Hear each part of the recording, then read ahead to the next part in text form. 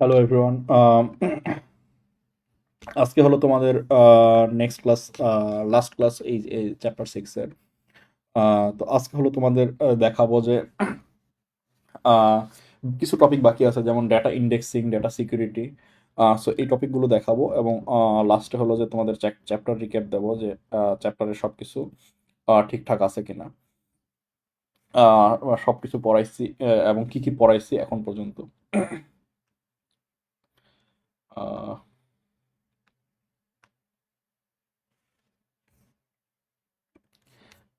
তাহলে শুরু করা যাক।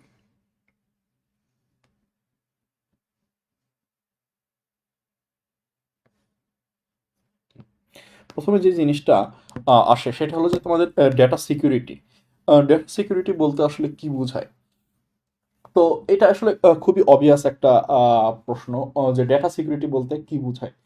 যেমন মনে করো ডেটা কিন্তু এক ধরনের অ্যাসেট, তোমাদের বাসায় সোনা থাকা যেমন এক ধরনের অ্যাসেট, ডেটা হলো এক ধরনের অ্যাসেট। এটা কাদের অ্যাসেট? যেই কোম্পানি, সেই কোম্পানির অ্যাসেট। যেমন কি কেন অ্যাসেট তোমাদেরকে ব্যাখ্যা করি। সাপোজ মনে করো তোমাদের ব্যাংকিং ইনফরমেশন, একটা ব্যাংকের সাথে তো অ্যাকাউন্ট নাম্বার আছে, সবই আছে, তাই না? তোমার সিগনেচার আছে, ছবি আছে। এন্ড কেউ যদি ডেটাটা চেঞ্জ করে, তোমার অ্যাকাউন্ট নাম্বার রেখে জাস্ট তোমার মানুষটাকে চেঞ্জ করে ফেলে, এনআইডি টেনআইডি থেকে সবকিছু, তাহলে তোমার অ্যাকাউন্টটা কি আরেকজনের হয়ে গেল না? তাহলে তুমি কি লাখ লাখ টাকা লস গেল না? তো এখন কোনো ব্যাংকের যদি এইরকম হয়ে যায়, তাহলে কি ওই ব্যাংকে কেউ টাকা পয়সা রাখতে পারবে? তাই না? ওই ব্যাংকে কেউ আর নেক্সট টাকা পয়সা রাখবে না, তাহলে ব্যাংক কি দেউলিয়া হয়ে যাবে। তো এই জিনিসগুলো হলো তোমার যে এই তাহলে ডেটাটা কি ব্যাংকের জন্য একটা অ্যাসেট, তার এই ডেটাটাকে প্রোটেক্ট করতে হবে। কি ধরনের প্রোটেকশন লাগবে? এখানে প্রোটেকশনের হলো দুই দুই ধরনের জিনিস আছে। হলো এক্সেস প্রোটেকশন, এবং যেটা হলো তোমার ডেটা মডিফিকেশনকেও আটকাবে। এক্সেস প্রোটেকশন হলো প্রথম হলো যে ডিবিএমএস এর মাধ্যমে যখন কেউ ডেটাটাকে এক্সেস করতে চায়, তাই না? সাপোজ মনে করো যে ব্যাংকের যে কোনো এমপ্লয়ি কি সবার ডেটা রিড করতে পারবে? পারা উচিত না, তাই না? ব্যাংকের বাইরের লোকজনও কি পারবে? পারবে না। হ্যাঁ, যে কেউ যে ডেটা রিড করতে পারবে এমন না। তুমি কিন্তু র্যান্ডমলি একটা মানুষের সোনালী ব্যাংকে কতটা লাখ টাকা আছে এটা কিন্তু পারবা না, তাই না? এই জিনিসগুলো অথরাইজেশন। তো এই অথরাইজডটা তাহলে ডেটাবেস ম্যানেজমেন্ট সিস্টেমের একটা অথরাইজেশন থাকতে হবে, যে সে অথরাইজড করবে যে এই মানুষটার হলো এই ডেটাবেসে অ্যাক্সেস আছে, এই মানুষটা ওই ডেটাবেসটা রিড করতে পারবে, ওই মানুষটা এই ডেটাবেসটা রাইট করতে পারবে, তাই না? এই রাইটের মধ্যে কি কি থাকে? রাইট বলতে আসলে ডেটা মডিফিকেশন বোঝায়, তাই না? যে যে কেউ নতুন ডেটা ইনসার্ট করা, যে কেউ ডেটা ডিলিট করা, যে কেউ ডেটাটাকে চেঞ্জ করে ফেলা, তাই না?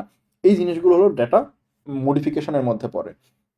তাহলে ডেটা সিকিউরিটি বলতে কি বোঝায়? যে বেসিক্যালি আমরা যে যে কোনো মানুষকে ডেটা রিড এবং রাইট করতে দেব না, তাই না? তাহলে এটা ডিবিএমএস তো অবভিয়াসলি এটা হলো মানে অথরাইজেশনের মাধ্যমে করতে পারে, তাই না? অথরাইজেশন বলতে ফেসবুকে যেমন লগ ইন করো না, তো এরকম ডিবিএমএস বা ডেটাবেস ম্যানেজমেন্ট সিস্টেমও তোমাদের লগ ইন করে করে ডেটাটা রিড রাইট করতে হবে, তাই না? তাহলে এটা তো খুবই ইজি, তাই না? যে ফেসবুক পারছে, সবাই সো ডেটাবেস ম্যানেজমেন্ট সিস্টেমও পারবে। কিন্তু এটা হলো জাস্ট এক লেয়ারের প্রোটেকশন। নেক্সট লেয়ারের প্রোটেকশন হলো যে জিনিসটা এমনও হইতে পারে, চিন্তা করো যে মনে করো তোমাদের ডেটাটা একটা একটা ব্যাংকের ডেটা ব্যাংকের হেড অফিসে আছে, হেড অফিসটা হলো মনে করো যে মতিঝিলে, তাই না?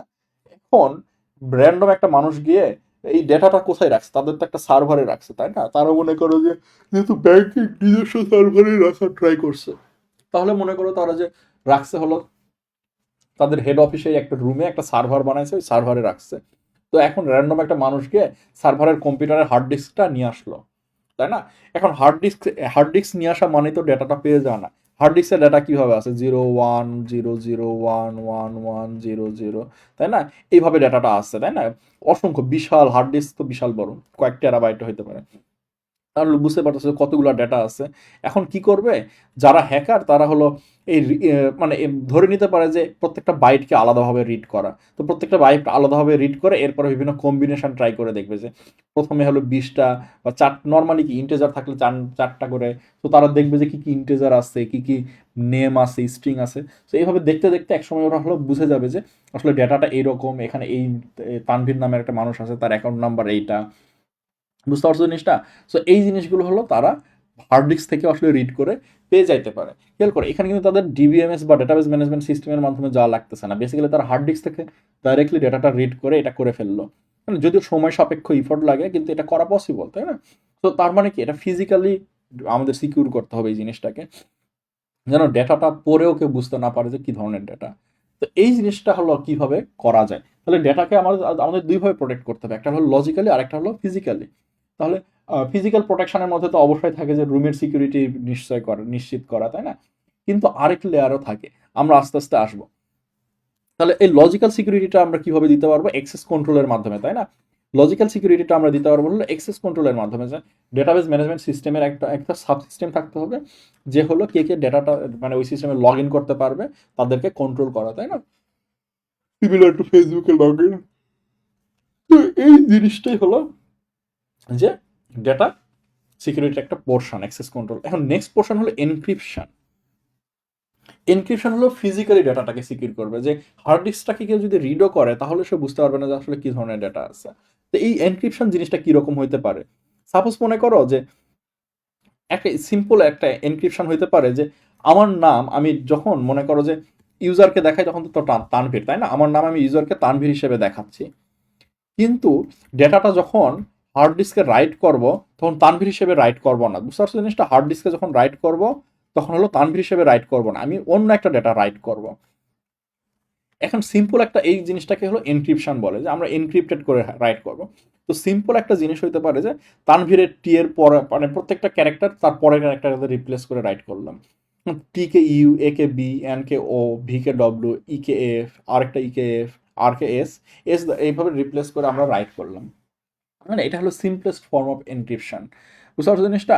তো এই এনক্রিপশনটা করে হলো আমরা মনে করো ডেটাটা হার্ড ডিস্কে সেভ করলাম, তাহলে যে কেউ যদি ডেটাটা পায় তাহলেও সে ডেটাটা আসলে রিড করতে করে কিছু বুঝবে না। কেউ যদি রিড করে U B O W F F S, বুঝবে না।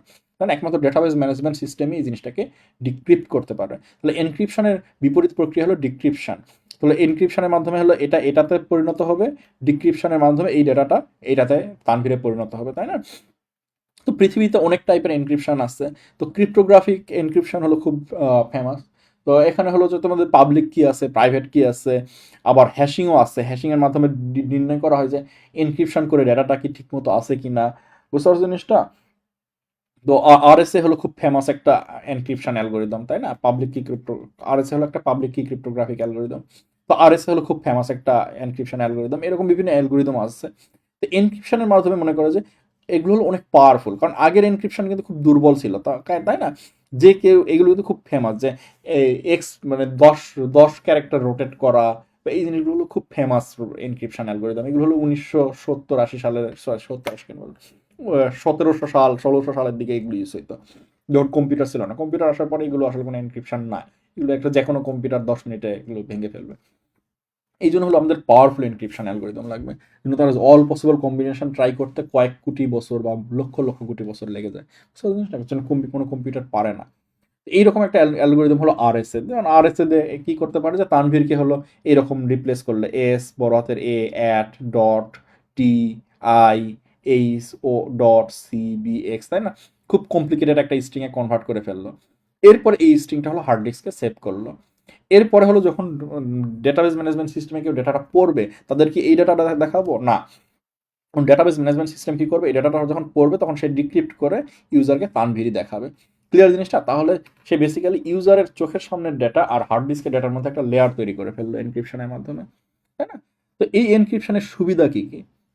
এই এনক্রিপশনের সুবিধা হলো যে এখানে ডেটাটা হলো প্রোটেক্টেড থাকে, মানে যে কেউ যদি ডেটাটা পড়েও সে পড়ে বুঝতে পারবে না যে আসলে কি ডেটা রাখা আছে, তাই না? তার মানে তোমার বাসার হার্ড ডিস্কে চুরি করলেও জানবে না যে হার্ড ডিস্কে কি ডেটা আছে। বুঝতে পারছো জিনিসটা? এটা হলো খুব পাওয়ারফুল একটা জিনিস। এই এনক্রিপশন কিন্তু সব জায়গাতেই ইউজ করা হয়। যেমন মনে করো যে তুমি যখন ফেসবুকে লগ ইন করে তোমার ইউজার নেম পাসওয়ার্ড দিয়ে লগ ইন করো, তো এই জিনিসটা তো হলো কই কিসের মাধ্যমে যাচ্ছে বলো দেখি? ইন্টারনেটের মাধ্যমে যাচ্ছে, তোমার রাউটারের মাধ্যমে যাচ্ছে, তাই না? তোমার রাউটার থেকে এই ডেটাটা যাচ্ছে হলো যে আইএসপির রাউটারে। তো এই এই জিনিসগুলো যখন যাচ্ছে, এখন যে কেউ তো ডেটাটা ক্যাপচার করতে পারে, তাই না? রাউটারের মাধ্যমে যেহেতু ডেটাটা যাচ্ছে, আইএসপি চাইলে তো ডেটাটা ক্যাপচার করতে পারে, তাহলে তোমার ফেসবুকের পাসওয়ার্ড দেখে ফেলবে, তাই না? এই জন্য এই এনক্রিপশন মেথডটা ইউজ করা হয়, তাই না? এনক্রিপশন হলো ইন জেনারেল একটা টার্ম। তো এনক্রিপশন কিভাবে ফেসবুক ইউজ করে, পাসওয়ার্ডটা যখন লেখা তারা ওই পাসওয়ার্ডটাকে অন্য টাইপের একটা ডেটায় কনভার্ট করে, এরপর হলো ট্রান্সফার করে। ফেসবুক জানে যে ওটা কিভাবে ডিক্রিপ্ট করতে হবে, অন্য কেউ জানে না। তো তোমার আইএসপি ওইটা পাইলেও লাভ নেই, সে ডিক্রিপ্ট করতে পারবে না। আরএসএ ডিক্রিপ্ট ভালো একটা ক্রিপ্টোগ্রাফিক হ্যাশ ফাংশন দেয়, আরএসএ দিয়ে যদি মনে করে ডিক্রিপ্ট করতে যায় কয়েক লক্ষ কোটি বছর লেগে যেতে পারে একটা কম্পিউটারের। বুঝতে পারতেছি জিনিসটা কত পাওয়ারফুল একটা এনক্রিপশন অ্যালগোরিদম। তো তাহলে এনক্রিপশনের মাধ্যমে হলো একটা একটা ডেটাকে আমরা প্রোটেক্ট করে রাখতে পারি যেন কেউ ডাইরেক্টলি ডেটাটা পড়লেও বুঝতে না পারে, যে কেউ ডেটাটা পড়লেও বুঝতে না পারে যে ডেটাটা আসলে কিসের ডেটা। সেকেন্ড জিনিসটা হলো যে ডেটার সিকিউরিটি নিশ্চিত হয়, তাই না? ডেটাটা হলো আমাদের সিকিউর থাকতেছে এবং অ্যাক্সেস মানে প্রোটেকশন, ডেটাটা প্রোটেক্টেড থাকতেছে। অসুবিধা কি কি? এই যে খেয়াল করো, অসুবিধা হলো সময় লাগতেছে না বেশি। আগে যখন ডেটাটা ডাইরেক্ট তানভীর হিসেবে ডেটা হার্ড ডিস্কে সেভ করতাম, ডাইরেক্টলি তানভীর রিড করলেই হইতো। এখন কি করা লাগতেছে, সেভ করার সময় এনক্রিপ্ট করা লাগতেছে, পড়ার সময় ডিক্রিপ্ট করা লাগতেছে। তো এক্সট্রা সময় লাগবে না এই জিনিসগুলোতে। তো তাহলে কি ডেটাবেস ম্যানেজমেন্ট সিস্টেমটা একটু স্লো হয়ে যাবে। না, আরেকটা প্রবলেম হলো যে মেমোরি বেশি লাগতে পারে। মানে আগে তানভীরটা মনে করো 7টা ক্যারেক্টারে ছিল, এখন মনে করো এনক্রিপ্টের পরে হলো এটা 10টা ক্যারেক্টার 20টা ক্যারেক্টারও হয়ে যেতে পারে। তো এই জিনিসটা কি ঝামেলার না? যে বড় বড় বিশাল বড় বড় এত বড় ক্যারেক্টার, মানে 7 ক্যারেক্টার একটা জিনিস 20 ক্যারেক্টার হয়ে যাচ্ছে এবং ডেটাটা সেভ করা লাগতেছে, জায়গা বেশি লাগছে, তাই না? তাহলে স্লো হইতে পারে, জায়গা বেশি লাগতে পারে, এগুলো হলো এনক্রিপশনের কিছু প্রবলেম। তো তোমাদের কিছু এনক্রিপশনের এক্সাম্পল দেখায়। যেমন মনে করো যে এখানে হলো যে তানভীর ওয়ার্ডটাকে হলো আমি যদি এনক্রিপ্টে চাপ দিই, খেয়াল করছে যে খুব সুন্দর করে একটা এনক্রিপ্টেড আউটপুট হয়ে যাচ্ছে। কারণ আমি কিন্তু আমার ইচ্ছা মতো হলো সিক্রেট কি হিসেবে সিক্রেট কি করতে পারি, তাই না? এই সিক্রেট কি হলো খুব ভ্যালুয়েবল। ফেসবুকে যখন তুমি একটু পাসওয়ার্ডটা করো না, ওরা এই যে একটা সিক্রেট কি দিয়ে মনে করো এনক্রিপ্ট করলো। দেখো এই সিক্রেট কি দিয়ে হলো আমি ডাটাটা এনক্রিপ্ট করলাম, করলে হলো এরকম আসলো। তো ফেসবুকই হলো একমাত্র এই সিক্রেট কিটা জানে, এছাড়া কেউ ডিক্রিপ্ট করতে পারবে না। যেমন মনে করো যে এই ডেটাটা হলো যে আমি যদি কপি করে এখানে রাখলাম, এখন মনে করো ডিক্রিপ্ট করতে বললাম, খেয়াল করছো এখানে বলছে যে এরর হোয়াইল ডিক্রিপ্টিং দ্য টেক্সট, তার মানে তারা ডিক্রিপ্ট করতে পারতেছে না। এখন কারণ কি, এই কিটা হলো তারা জানে না। এখন মনে করো আমি কিটা ইচ্ছা করে ভুল একটা কি দেই, মনে করো 63,000 দিলাম, দেখো ডিক্রিপ্ট করলে কি ডাটা আসে, দেখছো এখনো পারতেছে না ডিক্রিপ্ট করতে। কারণ কি, এক্সাক্ট কিটা তাদের জানা নাই। এখন যদি 4-5 দেই, দেখছো খুব সুন্দর করে ডিক্রিপ্ট করলো। কিন্তু এটা হলো সিক্রেট কি, এই সিক্রেট কি এর মাধ্যমে ডিক্রিপ্ট করলে বুঝতে পারবে না, তাই না?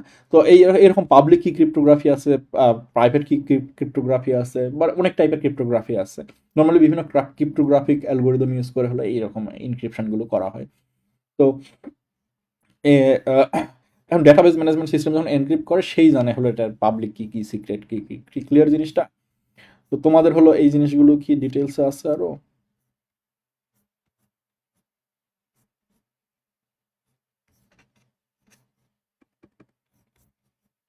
হুম, এই যে এখানে বলছে প্লেন টেক্সট হলো এনক্রিপ্ট করে সাইফার টেক্সট বানানো হয়। এনক্রিপ্টেড ডাটাটাকে সাইফার টেক্সট বলে। যেমন এখানে হলো এই UBOWFFS এই জিনিসটা হলো সাইফার টেক্সট। টেক্সট বুঝতে পারো জিনিসটা, এনক্রিপ্ট করে সাইফার টেক্সট বানানো হলো। এরপরে হলো যখন ডাটাটা রিড করবে তখন সে ডিক্রিপ্ট করে নর্মাল টেক্সট হিসেবে রিড করবে। এখানে এই জিনিসটা বলছে এনক্রিপ্ট সাইফার টেক্সট, আবার ডিক্রিপ্ট করলে প্লেন টেক্সট। ক্লিয়ার জিনিসটা? এখন এটা হলো ব্যবহার সব টাইপের ডাটাবেস সিস্টেমে এনক্রিপশন ব্যবহার করা হয়। যে কোনো মেসেজ টাইপের সিস্টেমে এনক্রিপশন ব্যবহার করা হয়। যেমন তোমরা মনে হয় জানো যে হোয়াটসঅ্যাপের ডাটাটা হলো তোমাদের ফোনেই সেভ থাকে, ওইটা হলো একটা এনক্রিপশন ইউজ করে সেভ করা থাকে। নইলে যে কেউ এই ডেটাটা কপি করে তার নিজের ফোনে নিয়ে তোমার হোয়াটসঅ্যাপের ডেটা পড়তে পারে, তাই না? এরপর হলো যে যখন ওয়েবসাইটে লগ ইন করো, পাসওয়ার্ড যে নেটওয়ার্কের মাধ্যমে পাঠানো হয় ওখানে এনক্রিপ্টেড অবস্থায় পাঠানো হয়, ইমেইল, বুঝতে পারছো জিনিসটা? সো এই জিনিসগুলো হলো অনেক টাইপের এনক্রিপশন ইউজ করা হয়। এখন তোমাদের হলো যে এনক্রিপশন স্কিমের ধরন, এনক্রিপশন কি হবে, সিমেট্রিক আর অ্যাসিমেট্রিক কি, বুঝতে পারছো জিনিসটা? হ্যাঁ, তোমাদের তো ভালোই ডিটেলসে গেছে। সিমেট্রিক এনক্রিপশন হলো সিক্রেট কি এর মাধ্যমে এনক্রিপশন। তোমাদের যেই জিনিসটা বললাম যে একটা টাইপের এনক্রিপশন থাকে সিমেট্রিক, সেখানে হলো একটাই কি থাকে, বুঝতে পারছো জিনিসটা? সিমেট্রিকে হলো একটাই কি থাকে, সিমেট্রিকে হলো একটা কি, বুঝতে পারছো জিনিসটা? বা এটাকে হলো প্রাইভেট কিও বলে, প্রাইভেট কি বা সিক্রেট কি, বুঝতে পারছো জিনিসটা? প্রাইভেট কি বা সিক্রেট কিও বলে। আর এসিমেট্রিকের জিনিসটা থাকে হলো দুইটা কি থাকে, এসিমেট্রিক, এসিমেট্রিক ইনক্রিপশন হলো দুইটা কি থাকে, একটা থাকে হলো প্রাইভেট কি, আরেকটা থাকে হলো পাবলিক কি। পাবলিক কিটা সবাই জানে, প্রাইভেট কিটা একমাত্র যে যার কাছে ডাটা থাকে সেই জানে, বুঝতে পারছো জিনিসটা? এটা হলো সিমেট্রিক এসিমেট্রিক এনক্রিপশনের পার্থক্য।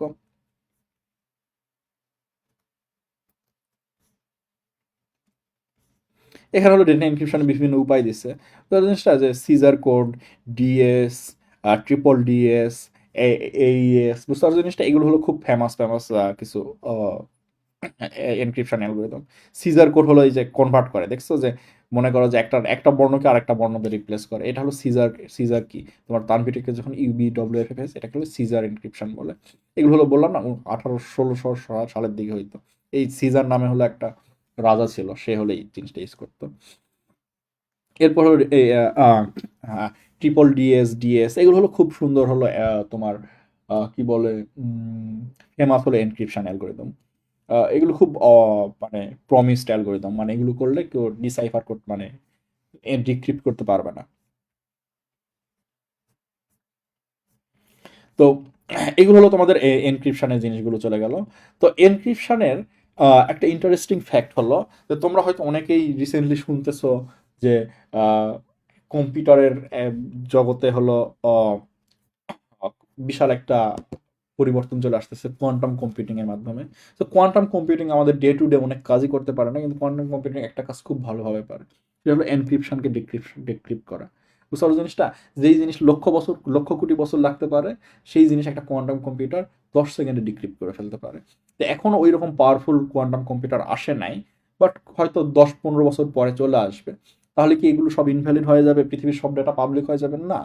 অলরেডি বিভিন্ন অর্গানাইজেশন, কোম্পানি হলো কোয়ান্টাম কম্পিউটারকেও মানে কোয়ান্টাম কম্পিউটারও ডিক্রিপ্ট করতে পারবে না এমন অ্যালগোরিদম তৈরি করে ফেলছে। বুঝার জিনিসটা, এবং প্রত্যেকে হলো ওই অ্যালগোরিদমগুলোতে আস্তে আস্তে শিফট করতেছে। তো যতদিনে কোয়ান্টাম কম্পিউটার চলে আসবে ততদিনের জিনিসটা মানে অন্য একটা এনক্রিপশন মেথডে চলে যাবে। সো এগুলো নিয়ে চিন্তার কিছু নাই। তো নেক্সট যে টপিকটা তোমাদের আছে সেটা হলো যে তোমাদের সর্টিং অ্যান্ড ইন্ডেক্সিং।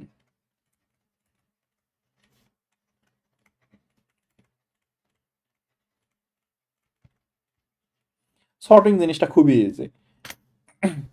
মনে করো আমার কাছে একটা ডেটা আছে,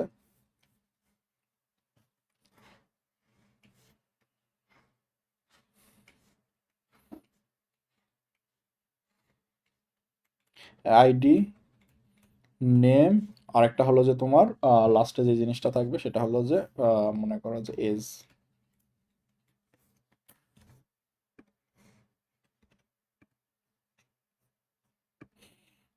মনে করো যে আর আইডি 1, নেম হলো এক্স, এজ হলো 20, আইডি 2, নেম হলো 1, এজ হলো 18, আইডি 3 আর নেম হলো জেড, এজ হলো মনে করো যে 21।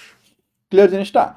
সর্টিং বলতে কি বোঝায় যে আমরা যখন ডেটাটা রিড করব, মনে করো যে আমরা হলো জাস্ট এজ রিড করতেছি, তাই না? তাহলে এজ কি কি আছে বলো দেখি, 20, 18, 21 আছে না? তো এই জিনিসটা যদি আমরা সর্টেড অর্ডারে চাই, তাহলে এই জিনিসটাই হলো সর্টিং, 18, 20, 21। তাহলে জিনিসটা আসলে কিরকম দাঁড়ায়, এটা একটা এক্সাম্পল হিসেবেই দিই, যেহেতু আমাদের এসকিউএল কোয়েরি দেখাইছে অলরেডি, তো এখানে দেখাই। এটার জন্য খুব সুন্দর একটা কি আছে, সেটা অর্ডার বাই। তো খেয়াল করো, আমাদের কাস্টমার টেবিলটা খেয়াল করো, কাস্টমার আইডি অনুযায়ী সর্ট করা আছে না? 1 নম্বর ID, first name, last name, age, country, এরকম মানে আইডি অনুযায়ী সর্ট করা, কিন্তু এজ অনুযায়ী সর্ট করা না। এখন আমরা চাচ্ছি যে আমরা রিড করতে যে মানে এজ অনুযায়ী সর্ট করবে, তাহলে আমরা হলো এখানে একটা অর্ডার বাই অ্যাড করব এজ। তাহলে দেখবা যে ডেটাটা রিড করার সময় খেয়াল করো যে এবার কিন্তু এজের ভিত্তিতে সর্টেড হয়ে গেছে। ক্লিয়ার জিনিসটা? তাহলে অর্ডার হলো এমন একটা জিনিস যে ডেটাটা যেভাবে আসছে সেভাবে না করে আমরা অন্যভাবে সর্ট করব। ক্লিয়ার জিনিসটা? তাহলে সর্টিং জিনিসটা বুঝতে পারতেছো জিনিসটা? তাহলে সর্টিং জিনিসটা আসলে কিন্তু খুবই সিম্পল কনসেপ্ট। মনে করো তোমার কাছে আমাদের হলো 3, 1, 2 আছে, এটাকে সর্ট করলে কি ছোট থেকে বড় সাজাইতে পারি, তাই না? 1, 2। আবার চাইলে কিন্তু আরেক টাইপের সর্ট হইতে পারে উল্টা দিকে, তাই না? 3, 2, 1ও হইতে পারে, তাই না? একটা হলো অ্যাসেন্ডিং অর্ডারের সর্ট, আরেকটা হলো ডিসেন্ডিং অর্ডারের সর্ট। ডিসেন্ডিং মানে হলো বড় থেকে ছোট হচ্ছে, অ্যাসেন্ডিং মানে হলো ছোট থেকে বড় হচ্ছে, অ্যাসেন্ড করতেছে, উপরের দিকে যাচ্ছে। তো এইগুলো হলো সর্টিং। তো তাহলে আমরা আসলে ডেটাবেসের ডেটাগুলোকে আর আসলে কোন একটা কলামের ভিত্তিতে সর্ট করতে পারি, তাই না? মানে এখানে এজ কলামের ভিত্তিতে সর্ট করলাম, আগে কি ছিল বাই ডিফল্ট কাস্টমার আইডির ভিত্তিতে সর্ট ছিল, তাই না? এখানে সংখ্যার মাধ্যমে সর্ট করতে হবে এমন না, চাইলে কিন্তু আমরা আসলে ফার্স্ট নেমের মাধ্যমে সর্ট করতে পারি। দেখো ফার্স্ট নেম দিলেও কিন্তু সর্ট হয়ে যাবে, তাই না? কারণ কি ফার্স্ট নেম তো একটা স্ট্রিং, স্ট্রিংও সর্ট হয়ে যাবে। দেখছো, বেটি সবার আগে, কারণ কি বি ছোট, D, J, J R, clear জিনিসটা? তো ফার্স্ট নেমের ভিত্তিতে এখানে সর্ট হয়ে গেল। তো এইটা হলো যে ডেটাটা সর্টিং। সর্টিং আসলে ডেটার একটা ভিন্ন একটা রিপ্রেজেন্টেশন, যেটা হলো ইউজারের কাছে আমরা দেই। আন্ডার দ্য হুড ডেটাটা কিভাবে আছে ম্যাটার করে না, যেভাবেই থাকুক না কেন, ইউজার আমরা যদি কোনো একটা নির্দিষ্ট কিয়ের ভিত্তিতে চাই ওইভাবেই ডেটাটা সর্ট করে পাঠাই।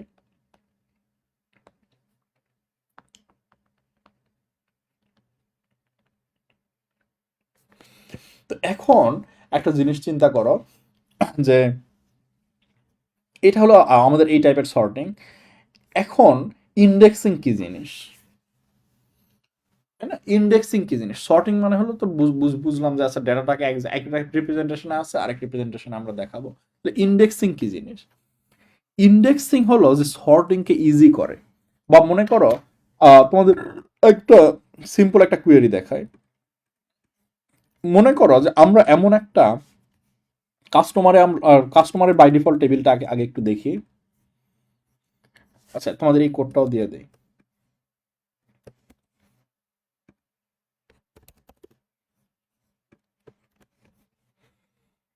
মনে করো কাস্টমারের বাই ডিফল্ট হলো অর্ডারটা আমরা একটু দেখি, যে এই যে দেখো এই হলো 1 2। এখন মনে করো আমরা চাচ্ছি এমন একটা কাস্টমার যেখানে হলো আমরা একটা কন্ডিশন দেবো যে where customer ID is equal to মনে করো 4। তাহলে 4 কাস্টমার আইডিওয়ালাকে আমরা এখানে নিলাম। এখানে একটা ইন্টারেস্টিং জিনিস খেয়াল করো, এই টেবিলে কাস্টমার আইডি 4-এর কাছে কিভাবে যাইতে পারে, কম্পিউটার কিভাবে যাবে? আমরা তো দেখেই বুঝতে পারতেছি যে 4 হলো 4 নাম্বার ঘরে আছে। কম্পিউটার কিভাবে বুঝবে? কম্পিউটার তো জানে না, কম্পিউটারের কাছে কিছু ডেটা আছে, তাই না? কম্পিউটার এই জিনিসটাকে হলো, দেখো, কাস্টমার আইডির ভিত্তিতে যেহেতু অলরেডি ডেটাটা সর্টেড আছে, যে 1 2 3 4 5, তাই না? এগুলো হলো কাস্টমার আইডির ভিত্তিতে সর্টেড আছে। কম্পিউটার কিন্তু খুব ইজিলি 4 নাম্বার আইডিটা বের করে ফেলতে পারে। কিভাবে? সে প্রথমে দেখবে যে এই সবগুলোর মধ্যে মাঝখানে কে আছে। মাঝখানে কি 3 পাইলো না? 4 কি 3 থেকে ছোট নাকি বড়? খেয়াল করো, 3-এর সব ছোটগুলো সবগুলো বাম দিকে আর বড়গুলো ডান দিকে না? যেহেতু 4 3 থেকে বড়, সেহেতু নেক্সট কম্পিউটার খুঁজবে হলো 4 থেকে 5-এর মধ্যে। বুঝতে পারছো জিনিসটা? তাহলে এখন কি অর্ধেক ডেটা খোঁজাই লাগলো না, দেখছো? এটা যত বড় হবে জিনিসটা আরো তত ফাস্ট হবে। মনে করো আমাদের কাছে যদি এরকম থাকে 1 2 3 4 5 6 7 8, মনে করো আমাকে কেউ বললো যে 7 নাম্বার কই আছে, তাহলে এটার মাঝখানে আমরা খুঁজবো যে মাঝখানে কে আছে। দুইটা আছে, তার র্যান্ডমলি মনে করো 4 চয়েস করলাম। 4 কি 7 থেকে ছোট নাকি বড়? ছোট, তাই না? তাহলে কি আমরা ডান দিকে খুঁজলেই তো হয়ে যাচ্ছে, কারণ কি 4-এর ছোট সবগুলি বাম দিকে, যেহেতু সর্টেড অর্ডারে আছে। এখানে হলো মাঝখানে খুঁজবো। মাঝখানে কি আবার মনে করো 6 দেখলাম, তাহলে 6 কি 7 থেকে ছোট নাকি বড়? ছোট, তাহলে আবার ডান দিয়ে যাবো, তাই না? 7 8-এর মধ্যে খুঁজলে কিন্তু ইজিলি 7 নাম্বারটা পেয়ে পেয়ে গেলাম, তাই না? এই জিনিসটা হলো যে খুব ইজিলি খুঁজে পাওয়ার জন্য।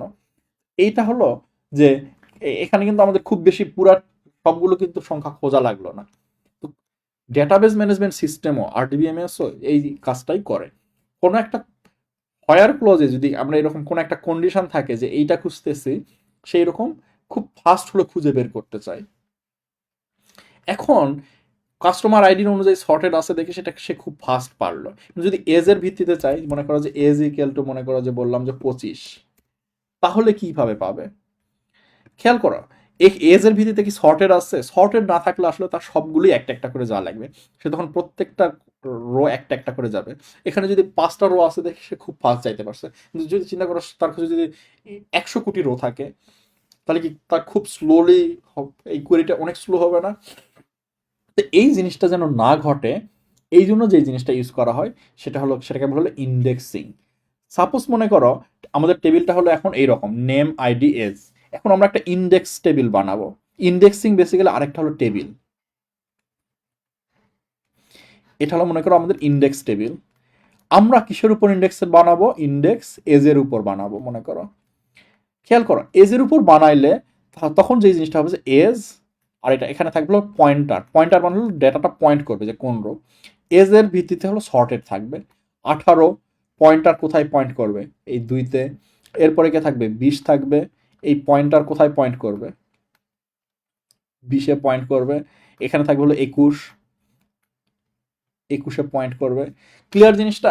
বেসিক্যালি ইন্ডেক্সিং হলো যে কোনো একটা কলামের ইন্ডেক্সিং হলো যে ওই কলামের একটা সর্টেড রিপ্রেজেন্টেশন, যেখানে হলো আমরা ফুল টেবিলটা রাখবো না, বরং জাস্ট ওই কলামটা রাখবো সর্টেড অর্ডারে, আর ওই কলামটা হলো কত নাম্বার রোতে আছে সেটার পয়েন্টার রাখবো। ক্লিয়ার জিনিসটা? তাহলে ইন্ডেক্সিং জিনিসটা কি? আসলে ডেটার আরেকটা রিটেন ফর্মুলা। খেয়াল করো, সর্টিং এ ছিল হলো রিপ্রেজেন্টেশন জাস্ট। ইন্ডেক্সিং, এই ইন্ডেক্সিং তো ইন্ডেক্স টেবিলটা তো আরেকটা টেবিলই বেসিক্যালি, তাই না? ইন্ডেক্সিং বলতে আসলে বুঝেছে আরেকটা টেবিলই। ইন্ডেক্স টেবিলটাও কিন্তু তোমার একটা বেসিক্যালি টেবিলই, বুঝতে পারছো জিনিসটা? এবং এই টেবিলটা হলো এটার সাথে মেনটেন করতে হয়। যেমন মনে করো যেখানে যদি আমরা আরেকটা রো ইনসার্ট করি, মনে করো যে আইডি 4, নাম হলো এ, এজ হলো মনে করো যে বললাম যে 6, তাহলে খেয়াল করো এই টেবিলটা মডিফাই করে এখন আমাদের এটা কোথায় ইনসার্ট করতে হবে? উপরে ইনসার্ট করতে হবে না? উপরে একটু জায়গা রাখা উচিত ছিল। তাহলে এখানে 6 এখানে হলো থাকবে এবং এই পয়েন্টারটা এখানে পয়েন্ট করবে। ক্লিয়ার জিনিসটা?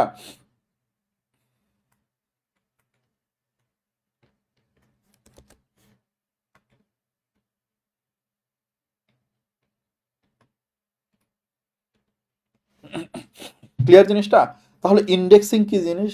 ইন্ডেক্সিং বেসিক্যালি আরেকটা হলো সেকেন্ডারি টেবিল মেনটেন করা, যেখানে হলো আমাদের ডেটাগুলো এরকম পয়েন্ট করা থাকবে, যে ওই ডেটার সাথে হলো যেই কলামের সাথে ইন্ডেক্স করবো সেই কলামটা হলো অন্য একটা জায়গায় ম্যাপ করা থাকবে, যে এই কলামটা এজের কলামটা সর্টের অর্ডারে। অরিজিনাল টেবিলের ডেটা কিন্তু চেঞ্জ হয় না, খেয়াল করো অরিজিনাল টেবিল কিন্তু এটাই, বুঝতে পারছো? এটা হলো অরিজিনাল টেবিল, এটা হলো অরিজিনাল টেবিল, কিন্তু যেভাবে আছে সেভাবেই আছে। অরিজিনাল টেবিলে কিন্তু কোনো চেঞ্জ হয় নাই, চেঞ্জ হয়েছে কি সেকেন্ডারি একটা টেবিল। তাহলে ইন্ডেক্সিং তৈরি করলে আসলে একটা সেকেন্ডারি টেবিল তৈরি হয়। ক্লিয়ার জিনিসটা? অরিজিনাল টেবিলকে আমরা কোনো চেঞ্জ করি নাই। তো ইন্ডেক্সিং জিনিসটা এখন কোথায় কাজে লাগে? এখন মনে করো আমাদেরকে কেউ কেউ যদি বলে যে সিলেক্ট, এই কোয়েরিটা সিলেক্ট স্টার ফ্রম, মনে করো যে original where as is equal to, মনে করো বললাম যে 20। এখন খেয়াল করো তাহলে এজ 20-এর জন্য কি আমরা দেখবো যে এজের উপর একটা ইন্ডেক্স টেবিল আছে, তখন কি ইন্ডেক্স টেবিলে আসলে আমরা ওই সার্চটা করতে পারি না যে মাঝখানের নাম, মাঝখানে দেখবো যে মাঝখানেরটা ছোট নাকি বড়, এরপরে বামে বা ডানে গিয়ে আস্তে আস্তে খুব সুন্দর করে আমরা জাস্ট 20টাই পেয়ে যাবো না? যখন এই 20 পাবো তখন দেখবো যে এটার পয়েন্টারটা কোথায় পয়েন্ট করতেছে, এই রোতে, তখনই কি এই রোটা প্রিন্ট দিয়ে দেবো 1x20। ক্লিয়ার জিনিসটা? এটা হলো ইন্ডেক্সিং এর কাজ। এখন ইন্ডেক্সিং জিনিসটা তোমাদের কাছে মোটামুটি ক্লিয়ার হয়েছে যে ইন্ডেক্সিং আসলে কি কাজ করতেছে? ইন্ডেক্সিং, ইন্ডেক্স টেবিল বেসিক্যালি আরেকটা হলো সেকেন্ডারি টেবিল, আর কিছুই না। তাহলে ইন্ডেক্স কিভাবে তৈরি করতে পারি? তোমাদের বই কি আছে? দাঁড়াও দেখি।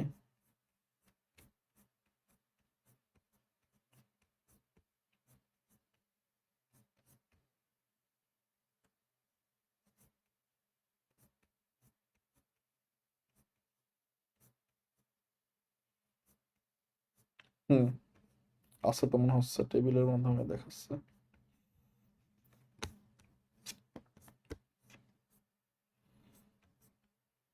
আচ্ছা, ক্রিয়েট ইন্ডেক্স রোল, ভাই স্টুডেন্ট রোল, বুঝতে পারছো জিনিসটা?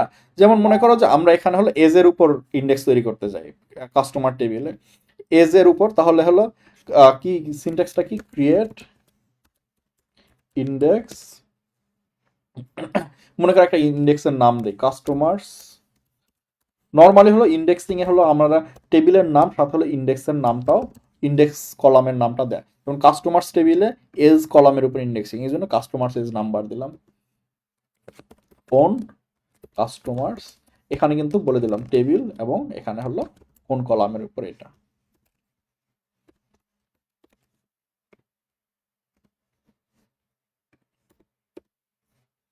রান করি, দেখছো এখানে এক্সিকিউট করে সাকসেসফুলি এক্সিকিউটেড হয়েছে। এখন অ্যাভেলেবল টেবিলে কি এটা আসছে?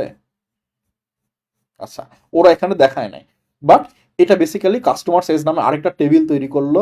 তোমাদেরকে এখানে যেটা দেখালাম যে আরেকটা টেবিল তৈরি করে, যেখানে হলো এইরকম এজের ভিত্তিতে এই ডেটাগুলো থাকে, এবং ওইটা হলো অরিজিনাল টেবিলকে পয়েন্ট করে। ক্লিয়ার জিনিসটা? তাহলে এটা হলো যে ইন্ডেক্সিং এর কাজ। তাহলে ইন্ডেক্সিং জিনিসটা হলো আমাদের সার্চকে খুব ফাস্ট করে, তাই না? ইন্ডেক্সিং এর সুবিধাটা কি তাহলে? ইন্ডেক্সিং হলো আমাদের সার্চকে অনেক ফাস্ট বানায় ফেললো। হ্যাঁ। এরপরে হলো যে ইন্ডেক্স ফাইলে ইন্ডেক্স করার সুবিধাটা কি? আমরা যখন অরিজিনাল টেবিলে কোনো ডেটা ইনসার্ট করি, অটোমেটিক্যালি কিন্তু ইন্ডেক্স টেবিলটাও আপডেট হয়ে গেল, তাই না? আমাদের আলাদা করে মেনটেন করা লাগতেছে না, তাই না? এখন অসুবিধা কি? অসুবিধা হলো যে ডেটা যখন রাইট করব, নতুন ডেটা ইনসার্ট করার সময় ইন্ডেক্স টেবিলেও ইনসার্ট করা লাগতেছে। আগে যেখানে একটা টেবিলে ইনসার্ট করতাম, এখন দুইটা টেবিলে মডিফাই করা লাগতেছে। তাহলে কি রাইট স্লো হয়ে গেল না? ক্লিয়ার ক্লিয়ার জিনিসটা? এরপর কি স্লো হয়ে গেলে কি মেমোরিও বেশি লাগতেছে, যেহেতু আরেকটা টেবিল মেনটেন করা লাগতেছে। ক্লিয়ার জিনিসটা? এবং ইন্ডেক্সের সুবিধা হলো মূল ফাইল কিন্তু অপরিবর্তিত থাকে, খেয়াল করছো? অরিজিনাল টেবিলে কিন্তু কোনো চেঞ্জ আসে নাই। এগুলো এখানেই বলছে আর কি। মেমোরি বেশি লাগে, ডিলিট করতে বেশি সময় লাগে, ইনসার্ট করতে বেশি সময় লাগে, তাই না? আপডেট ডিলেটে বেশি সময় লাগে। এখানে হলো এগুলোই বলছে। ইন্ডেক্সিং আর সর্টিং এর পার্থক্য কি? আসলে সর্টিং হলো লজিক্যাল রিপ্রেজেন্টেশন, বুঝতে পারছো জিনিসটা?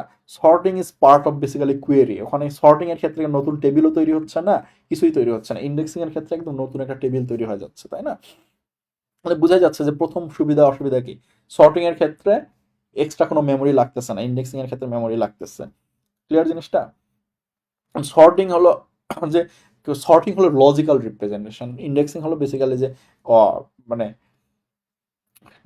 টেবিল রিপ্রেজেন্টেশন, তাই না? সাধারণত কি ফিল্ডের উপর ভিত্তি করে ইন্ডেক্সিং তৈরি করা হয়। তো নর্মালি ইন্ডেক্সিং আসলে সব কলামের উপর তৈরি করা হয় না।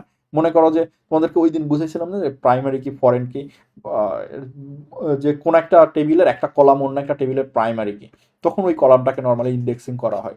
কারণ কি, আমরা যখন জয়েন করব তখন কিন্তু এটা লাগবে, বুঝতে পারছো জিনিসটা? তো মূল ডেটা ফাইলের কিন্তু ক্রমিক নাম্বার পরিবর্তন হয়, মূল ডেটা ফাইলে কিন্তু রেকর্ডের ক্রমিক নাম্বার পরিবর্তন হয়ে যায়। যখন আমরা যখন এই সর্টিং এর কোয়েরিটা লিখছিলাম,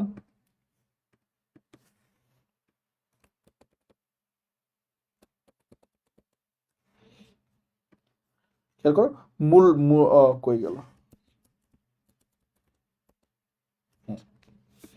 সর্টিংটা যখন করছিলাম তখন কিন্তু খেয়াল করে মূল টেবিলের ক্রমিক নাম্বারটা পরিবর্তন হয়ে গেছে, তাই না? এটা কিন্তু রেজাল্টেন্ট, এটা কিন্তু অরিজিনাল টেবিলে মডিফিকেশন হয় না, কিন্তু আমাদেরকে যখন টেবিলটা দেখাচ্ছে তখন কিন্তু মডিফাইড টেবিলটা দেখাচ্ছে। বুঝতে পারছো? শর্টকৃত মূল টেবিল বিন্যাসকৃত অবস্থায় মেমোরিতে সংরক্ষিত থাকে। খেয়াল করো, সর্টিং এর ফলে যে জিনিসটা তোমাদেরকে বললাম যে এটা কিন্তু মেমোরিতে থাকতেছে। তোমাদের এই টেবিলটা যে তৈরি হলো না, মানে আমাদেরকে যে দেখাচ্ছে, এটা কিন্তু মেমোরিতে। অরিজিনাল টেবিলে কিন্তু চেঞ্জ আসে না। অ্যাভেলেবল টেবিলসে অরিজিনাল টেবিলে গিয়ে দেখো, মানে হার্ড ডিস্কে যে টেবিল থাকলো এটা চেঞ্জ আসলো না। বেসিক্যালি এরা যে জিনিসটা করে, যে হার্ড ডিস্ক থেকে ডেটাটা হলো মেমোরিতে আনে, মেমোরি বলতে র্যাম বোঝায়, র্যামে আনে, এরপর হলো জিনিসটাকে সর্ট করে আমাদের কাছে শো করে। ক্লিয়ার জিনিসটা? এটা হলো সর্টিং।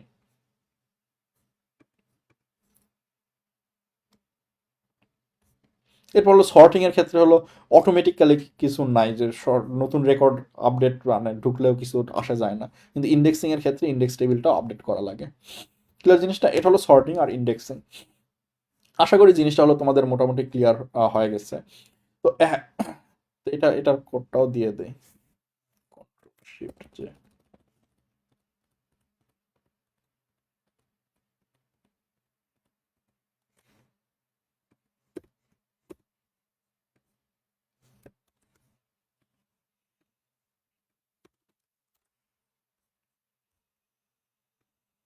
তো এখন হলো আমি রিক্যাপ করি যে তোমাদের আসলে এখন পর্যন্ত কি কি পড়ানো হয়েছে।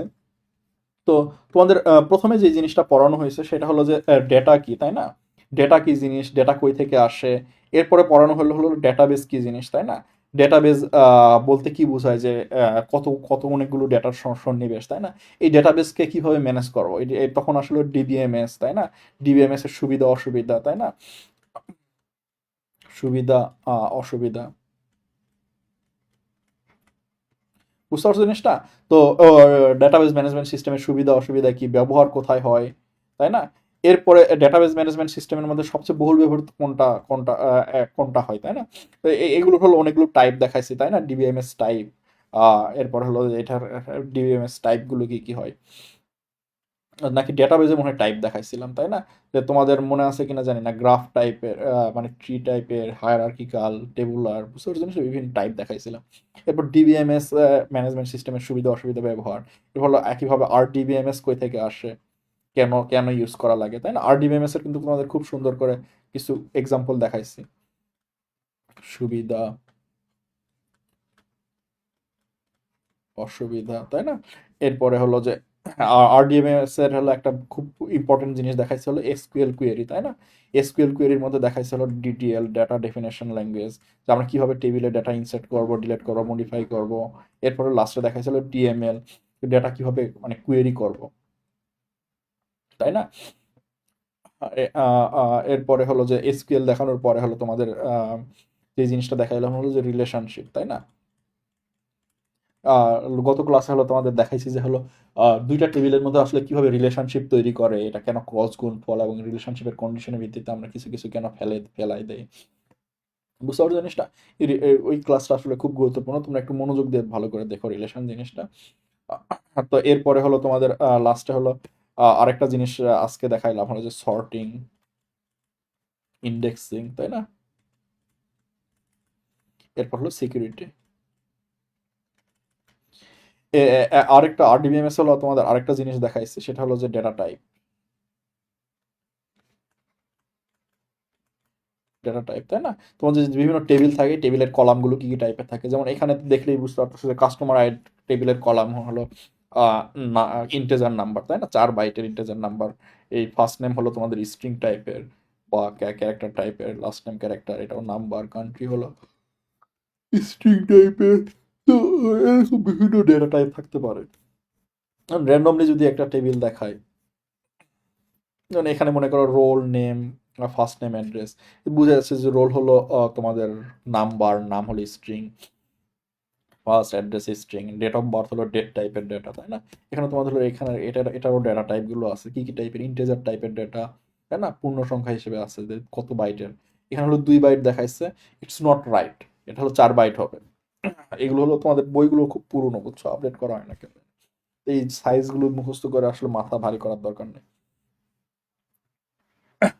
তো লং ইন্টেজার হলো 8 বাইটের, এরকম সিঙ্গেল ডবল মানে ছোট মানের সংখ্যা, এগুলো হলো ফ্লোট, ডবল পোর্শন আছে, তো ওইটাই সেম জিনিস। কারেন্সি হলো মুদ্রা সংক্রান্ত। অটো নাম্বার মানে হলো যে এই যে যেমন অটো নাম্বার আসলে খুবই ইজি। দেখো শিপিং আইডিতে খেয়াল করো না, একটা নাম্বার এক এক এক করে বাড়তেছে না, এগুলো হলো অটো নাম্বার। যদি মানে এখানে কিন্তু তোমার সংখ্যাটা কিন্তু এক এক করে বাড়তেছে, আরেকটা রো ইনসার্ট করো, দেখো অটোমেটিক্যালি 6 আর এখানে ডাটাটা ইনসার্ট হয়ে যাবে। তো এরপর হলো ডেট টাইম, এরপর OLE, object relational embedding or something. তো ওএলই অবজেক্ট বলতে বোঝালো যে তোমাদের ছবি, গান, মানে যে কোনো হলো বড় বড় ডেটা, বাইনারি ডেটা যেগুলো, বুঝতে পারছো জিনিসটা, বড় কোনো ফাইল, সেগুলো হলো ওএলই অবজেক্ট। হাইপার লিঙ্ক হলো কোনো ইউআরএল। ক্লিয়ার জিনিসটা? এই ডেটা টাইপগুলো দেখানো হয়েছে। তো এসকিউএল কোয়েরি দেখাইলাম, আর রিলেশন জিনিসটা আসলে খুব ইন্টারেস্টিং, এটা দেখাইছি one to one, one to many, তাই না? Many to one, many to many. Basically relation হলো দুইটা কলামের ভিত্তিতে হলো একটা দুইটা রিলেশন টেবিলকে জোড়া লাগানো, বা দুইটা টেবিলের মধ্যে রিলেশন হলো বেসিক্যালি এদের ক্রস গুণফল, তাই না? আগের ক্লাসটা একটু দেখে নিই। তোমাদের আসলে এই চ্যাপ্টারটা বেশ ছোট, খুব ফাস্ট শেষ হয়ে গেল। তাহলে আজকে তোমাদের ক্লাস এই পর্যন্তই থাক। Thanks everyone.